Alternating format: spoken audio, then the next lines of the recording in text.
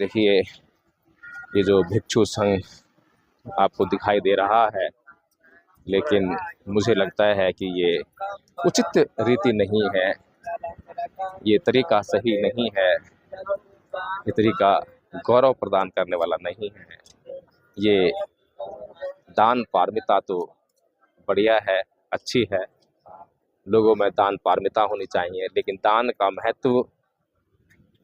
का महत्व आवश्यकता पर आधारित होना चाहिए।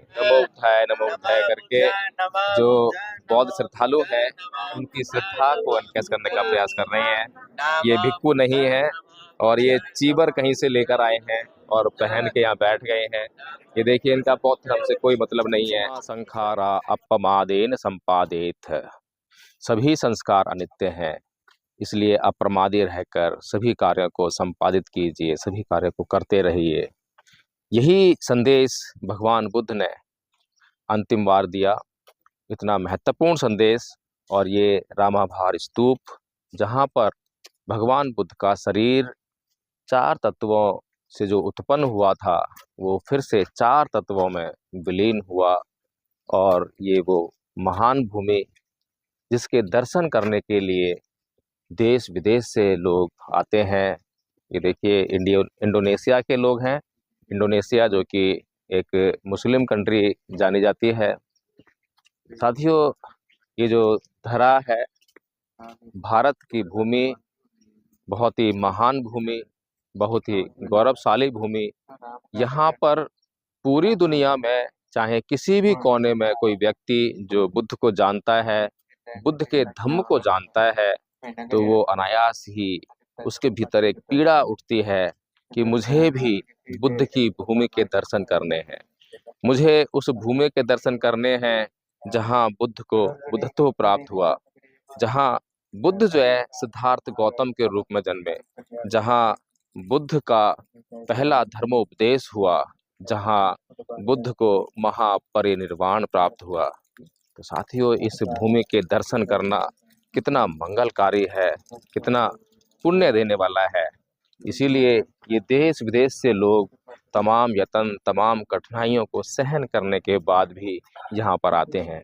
और आपको जानकर आश्चर्य होगा कि आज जिसे आप ग्लोबल लैंग्वेज के रूप में जानते हैं इंग्लिश, लेकिन अगर पिछले 2500 साल से कोई भाषा पूरे विश्व को एक सूत्र में बांधने का प्रयास कर रही है, तो वो पाली है।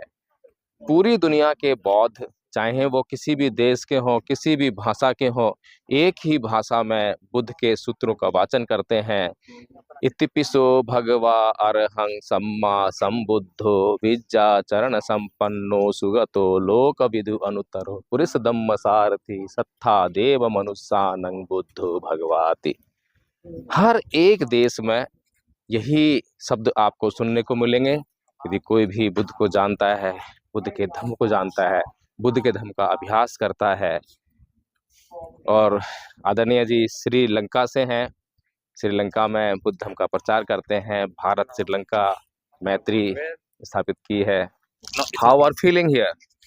Actually, when we come here, our mind will become cold. It's very we can give the explanation about the feeling about our heart. It comes we naturally when you have the aggressive, when you come here, it becomes calm down. So what is the importance of Buddhism in for the whole world? Because Buddhism is a pure philosophy, not a religion. No, that is then when we are practicing the Buddhism, then automatically it will become to our body what we have to do, what we want to do. That means if we get the karma good, when we do the good karma, it will become the we are returning the good karma. But we don't want to think about the getting the good things to do the good karma. Today, when the world is ignoring the Buddha, then what consequences are being faced by the world? Because of the money. People, when they are spending more money, then people go into that side. But money is not the main thing.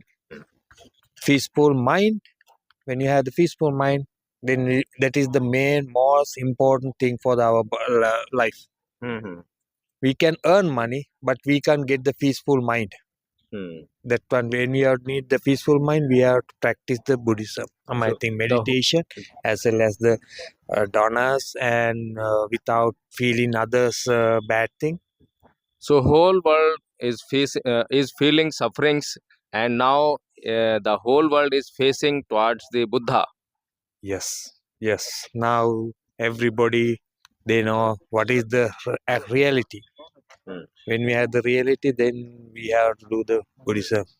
Thank you अनेक जाति संसार रंग संधा विसंग निविसंग गह कारंग विसंतो दुखा जाति पुनः पुनः गह कारक दिठोसी पुनः गेहंग न कहासी सब्बा ते फासुका कूटंग विसंकितंग विसंखार गतंग चित्तंग तणहानंग खय मजगा। अनेक जन्मों तक मैं भटकता रहा, खोजता रहा, ढूंढता रहा, अनुसंधान करता रहा और बार बार दुखों में पड़ता रहा। दुखों में पड़ने के लिए मजबूर था क्योंकि कारण का नहीं पता था। अब कारण का पता लग गया है। हे घर बनाने वाली तृष्णा, मैंने तुझे देख लिया है। अब तू पुनः घर नहीं बना पाएगी क्योंकि मैंने संस्कार को नष्ट कर दिया है, अपने चित्त को संस्कार रहित कर लिया है। ये भगवान बुद्ध के बोध गया में जब ज्ञान प्राप्त हुआ, उसके बाद प्रथम उद्गार थे, प्रथम वचन थे। भगवान बुद्ध ने उस तृष्णा का नाश करके जो संस्कार से उत्पन्न होती है, और संस्कार अविद्या से उत्पन्न होता है, अविद्या पचय संखारा, अविद्या से संस्कार का जन्म होता है। और यही संस्कार जो है किस प्रकार पुनर्भव का कारण बनता है, पुनर्जन्म का कारण बनता है। प्राणी बार बार जन्म लेता है और बार बार दुखों में पड़ता है। ये बात संसार को समझ में आने में बड़ी परेशानी सी महसूस होती है, ऐसा हम समझते हैं, क्योंकि हम देखते हैं लोगों को कि लोग जो है सुख ही सुख चाह रहे हैं और सुख के फेरे में पड़कर जो है बार बार दुखों में ही आ गिरते हैं। इसीलिए भगवान बुद्ध ने ये भी कहा है, सरितानि स्नेहितानि चै सोमस्सानि भवति अंतनो ते सोति सता सुखे सेनो तेवे जाति जरूपगणरगा, कि सुख के फेरे में पड़े हुए मनुष्य बार बार अनायास ही दुख में आ गिरते हैं। तो इस प्रकार से जो है भगवान बुद्ध इस मानवता को, मनुष्य को, उसके कल्याण के लिए जो सत्य है, सत्य वचन जो कारण है, दुख का कारण जो है, दुख को नाश करने का उपाय बता रहे हैं कि किस प्रकार से जो दुख का कारण है, अगर उसको हम नष्ट कर देते हैं तो हम जो है उस दुख से मुक्त हो सकते हैं और परम सुख निर्वाण को प्राप्त कर सकते हैं। इसीलिए जो भी बौद्ध लोग हैं, जो बुद्ध वचनों को सुनते हैं, समझते हैं, उनका आचरण करते हैं, उनको कितनी शांति प्राप्त होती है, कितना सुख प्राप्त होता है। इसी सुख, इसी शांति को प्राप्त करने के लिए यहाँ पर जो है पूरी दुनिया से तमाम बौद्ध लोग जो है यहाँ पर इस दर्शन करने के लिए आते हैं।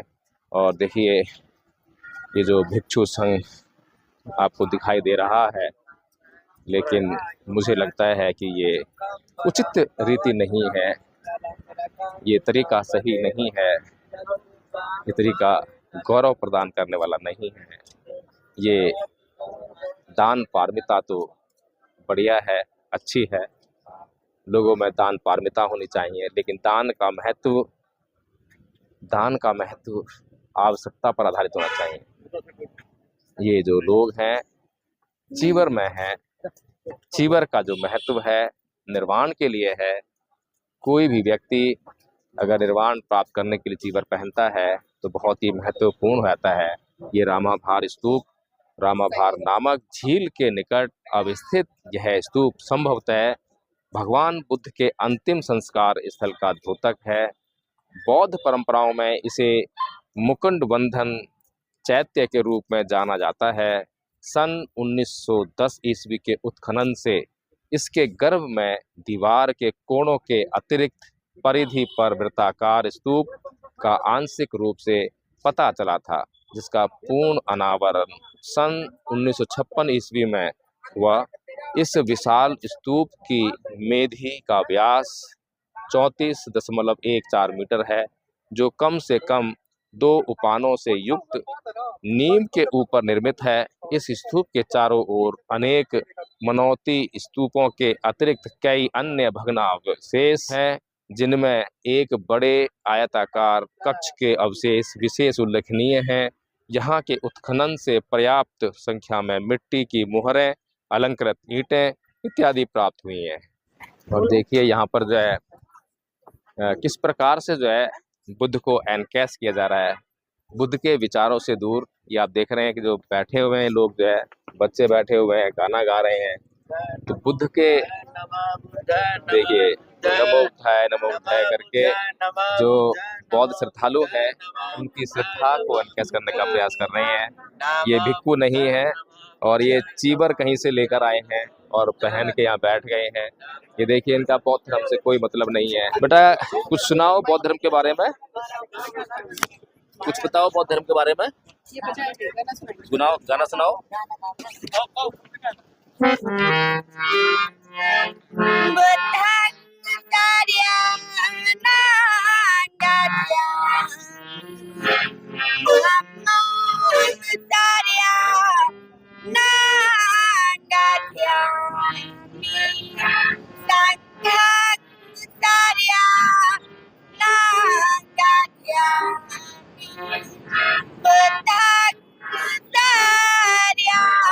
बौद्ध हो आप?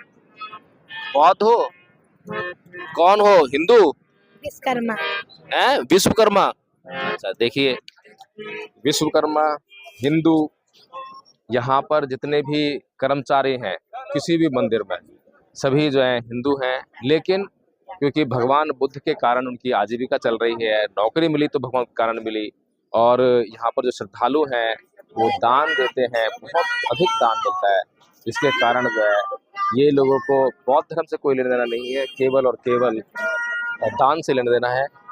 उस जो फाइनेंशियल स्टेटस है अपना उसको बनाने के लिए, अपनी गरीबी को दूर करने के लिए यहाँ पर बुद्ध का इस्तेमाल होता है। तो साथियों मैं चाहूँगा कि इस वीडियो को आप लाइक करें, शेयर करें और कमेंट करके बताएं कि यह वीडियो आपको कैसा लगा।